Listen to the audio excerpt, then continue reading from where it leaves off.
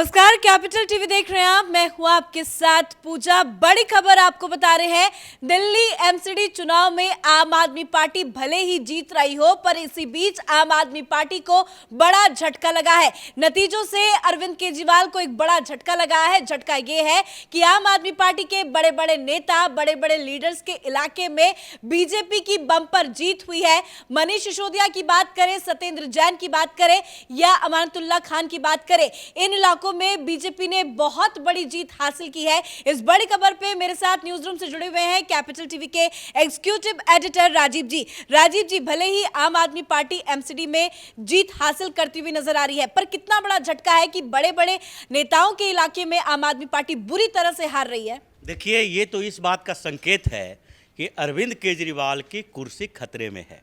यानी अरविंद केजरीवाल को अब लगने लगेगा कि आम आदमी पार्टी जो आधार बनाती रही है, जो बताती रही है कि ये भ्रष्टाचार मुक्त समाज के निर्माण करने के लिए पॉलिटिक्स में आए हैं, उस पर अब जनता की राय सामने आ चुकी है।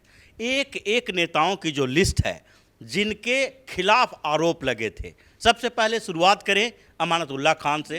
अमानतुल्लाह खान के ऊपर वक्फ बोर्ड की संपत्ति हड़पने, वक्फ बोर्ड में रहते हुए भ्रष्टाचार करने के आरोप लगे थे। अब उसके बाद जो चुनाव हुए, जब एग्जिट पोल हुआ था एमसीडी चुनाव को लेकर और जब अरविंद केजरीवाल को बढ़त मिली थी, तो उस समय अरविंद केजरीवाल ने कहा था कि जनता ने बता दिया कि ये एमसीडी के चुनाव में वो आम आदमी पार्टी को वोट कर रही है और ये इस सबूत है कि आम आदमी पार्टी ईमानदार है, उसके ऊपर लगे आरोप गलत है। लेकिन अमानतुल्लाह खान के ऊपर आरोप लगा और अमानतुल्लाह खान अपने क्षेत्र में प्रचार किया। ओखला के क्षेत्रों में जो अमानतुल्लाह खान ने जी तोड़ कोशिश की कि आगे के विधानसभा चुनाव में हमारे लिए अनुकूल स्थिति पैदा हो। लेकिन एमसीडी के चुनाव में जहां पर मुस्लिम बाहुल क्षेत्र है, जहां भारतीय जनता पार्टी के लिए प्रतिकूल स्थिति थी और अरविंद केजरीवाल को जीत की 90% संभावना थी, वहां के बाढ़ से आम आदमी पार्टी का सफाया हो गया।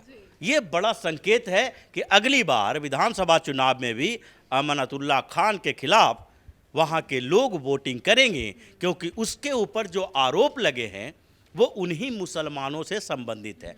वक्फ बोर्ड की संपत्ति की देखरेख करना, वक्फ बोर्ड में अपने लोगों को उसके पदाधिकारी बनाकर उसके पैसे का बंदरबाट करना, ये सारे आरोप जो लगे हैं भ्रष्टाचार के, वो किसके पैसे हैं? मुसलमानों के पैसे हैं। और वही वोट भारतीय जनता पार्टी के खिलाफ करते थे।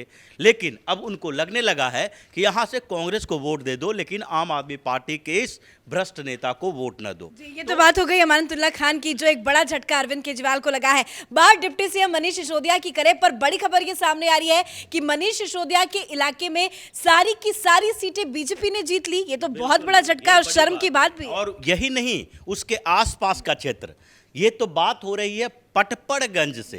पटपड़गंज से मनीष सिसोदिया विधायक है, जहां पर 4 वार्ड है, विनोद नगर, मांडावली, मयूर विहार फेज 11, उसके साथ पटपड़गंज में खुद ही मनीष सिसोदिया के नेता, जो आम आदमी पार्टी के प्रत्याशी थे, उसकी हार हुई है। लेकिन सवाल दूसरा भी है, क्या पटपड़गंज विधानसभा क्षेत्र का विधायक मनीष सिसोदिया, जो दिल्ली का डिप्टी सीएम है, सिर्फ पटपड़गंज का नेता है? या कम से कम ये तो माना ही जाना चाहिए कि पूर्वी दिल्ली, ईस्ट दिल्ली में मनीष सिसोदिया का एक आधार होना चाहिए। लेकिन लक्ष्मी नगर से भी भारतीय जनता पार्टी की जीत होती है, तो इसका मतलब है कि पूर्वी दिल्ली में जहां पर मनीष सिसोदिया के कारण आम आदमी पार्टी को जीत मिलनी चाहिए, वो मनीष सिसोदिया के कारण आम आदमी पार्टी की हार हुई। ये बड़ा संकेत इसलिए भी है क्योंकि एग्जिट पोल करने वाले जो संस्थानें थी, जो मीडिया इंस्टीट्यूशन थे, वो इस बात को नहीं समझ पा रहे थे कि लोग नाराज जो हैं उसके भ्रष्टाचार के कारण, और जितने बड़े नेता हैं उसके क्षेत्रों में anti incumbency Bharatiya Janata party के एमसीडी में शासन के खिलाफ नहीं है, बल्कि दिल्ली सरकार के नेताओं और मंत्रियों के एंटी इनकम्बेंसी है। यानी कि इन लोगों के भ्रष्टाचार के खिलाफ वोट लोग देना चाहते हैं। तो अब मनीष सिसोदिया का भी रास्ता साफ हो गया। अब उनको आगे अपने विधानसभा और पूर्वी दिल्ली के दूसरे विधानसभा क्षेत्रों में। पिछले बार भी लक्ष्मीनगर से विधानसभा में भारतीय जनता पार्टी शराब घोटाले का पूरा हिसाब किताब कर दिया है जनता ने। अब जरा बात कर लेते हैं जो जेल के अंदर मसाज करा रहे हैं सत्येंद्र जैन की। सत्येंद्र जैन के इलाके में भी बहुत बड़ा झटका अरविंद केजरीवाल को लगा। बिल्कुल, और सत्येंद्र जैन के इलाके में तो पूरा सुपड़ा ही साफ हो गया। सकूर बस्ती के अंदर जो विधानसभा क्षेत्र है उसमें 3 वार्ड हैं और तीनों के तीनों भारतीय जनता पार्टी ने जीत ली है। यानी कि जो अरविंद केजरीवाल बड़े बड़े दावे कर रहे थे, इस बात के दावे कर रहे थे कि सत्येंद्र जैन तो भाई पूरी तरह से ईमानदार है, भारतीय जनता पार्टी ने फंसा दिया है, उनके ऊपर हवाला का कोई केस हो ही नहीं सकता। जो सारे के सारे सबूत आम आदमी पार्टी के इस नेता के खिलाफ मिल रहे हैं वो सारे सबूत नकली हैं, चाहे ईडी दे या फिर सीबीआई दे। लेकिन अब जो बार बार ये कहा जा रहा था कि जनता ने भ्रष्टाचार के खिलाफ वोट नहीं दिया बल्कि भ्रष्टाचार के आरोप के खिलाफ वोट दिया है, वो तो धराशायी हो गया।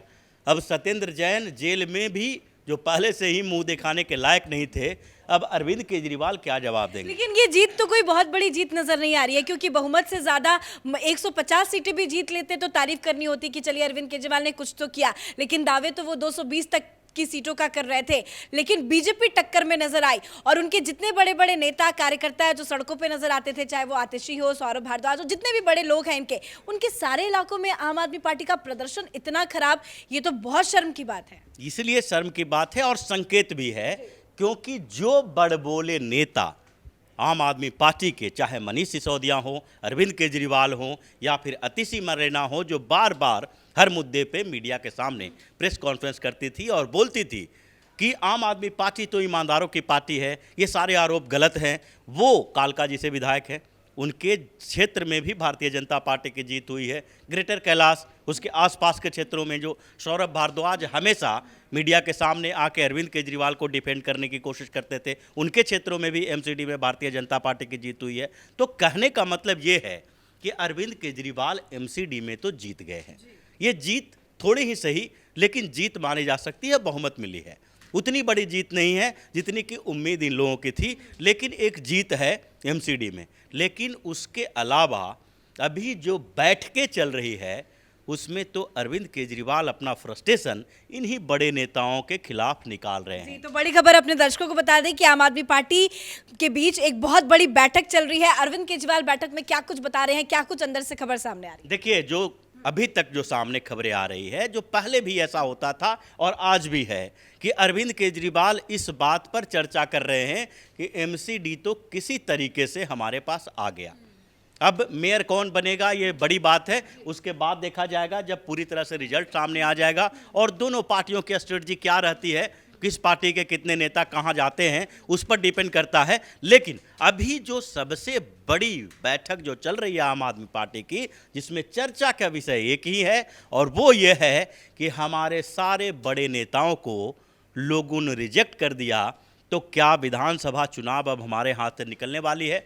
वोटिंग का पैटर्न देखें तो vote share Bharatiya Janata party को पिछले बार 36% वोट मिले थे, इस बार 39% वोट मिले हैं, 38.97% के करीब 39% वोट मिले हैं, 3 से 4% वोट भारतीय जनता पार्टी के बढ़े हैं। तो क्या जिन नेताओं को रिजेक्ट किया गया उनके क्षेत्रों में वो विधानसभा चुनाव नहीं जीत पाएंगे। यानी कि अब सवाल उठ रहा है कि अरविंद केजरीवाल की कुर्सी ही खतरे में है, उनके नेता धराशायी हो रहे हैं। लोगों को अब विश्वास हो रहा है कि केजरीवाल की पार्टी के नेता भ्रष्ट हैं और एमसीडी में जो जीत हार की बात है वो बहुत ज़्यादा इम्पैक्ट करता है लोकल लीडर के ऊपर। एमसीडी में किसने कितना कैसा किया, क्योंकि भारतीय जनता पार्टी 15 साल से लगातार एमसीडी में है, इसके कारपोरेटर हैं। पिछली बार तो सारे के सारे जितने भी कारपोरेटर थे उनको बदल के भारतीय जनता पार्टी ने एक नया परसेप्शन क्रिएट कर लिया था, लेकिन इस बार भी लोगों को लग रहा है कि सामने वाला जो एमसीडी का कारपोरेटर है वो गलत किया है तो उसके खिलाफ वोट दो। ये भारतीय जनता पार्टी के खिलाफ वोट नहीं देना है, उस कारपोरेटर के खिलाफ वोट देना है। तो उसमें एंटी इनकम्बेंसी का फैक्टर रहा है। लेकिन सबसे बड़ी बात यह है, इसके बावजूद आधार बढ़ा, वोट परसेंटेज बढ़े और आम आदमी पार्टी के बड़े नेताओं को जनता ने रिजेक्ट किया, जिसके लिए चिंतन करना इनके लिए जरूरी हो गया है। कर रहे हैं कि अब अरविंद केजरीवाल की कुर्सी ही खतरे में पड़ गई। धन्यवाद अपडेट के लिए। तो भ्रष्टाचार का हिसाब किताब जनता ने कर दिया है। मनीष सिसोदिया, जिस पर शराब घोटाले के भ्रष्टाचार के आरोप लगे, आरोपी नंबर 1 है शराब घोटाले में मनीष सिसोदिया। उनके इलाके में, या सिर्फ उनके ही इलाके में नहीं, उनके आसपास के पूरे इलाके में आम आदमी पार्टी का जादू बिल्कुल भी नहीं चला है, बल्कि बीजेपी ने जीत हासिल की है। वही बात करें सत्येंद्र जैन की, जो जेल की हवा खा रहे हैं, मसाज करा रहे हैं, अच्छा खाना खा रहे हैं, वीवीआईपी ट्रीटमेंट दिया जा रहा है, उनका भी भ्रष्टाचार सामने आया तो जनता ने उन्हें नकार दिया। और सत्येंद्र जैन के इलाके में तो आम आदमी पार्टी का सुपड़ा ही साफ हो गया है, बीजेपी ने जीत हासिल कर ली है। वहीं अमानतुल्लाह की बात करें या उनके जितने बड़े बड़े लीडर हैं, हर इलाके में आम आदमी पार्टी का जादू बिल्कुल भी नहीं चला है। आपने सीटें नहीं हासिल की है, बल्कि बीजेपी ने सबको साफ कर दिया है। तो एमसीडी चुनाव से भर बड़ी खबर के लिए देखते रहिए कैपिटल टीवी। कैमरा पर्सन भोला के साथ मैं पूजा, कैपिटल टीवी।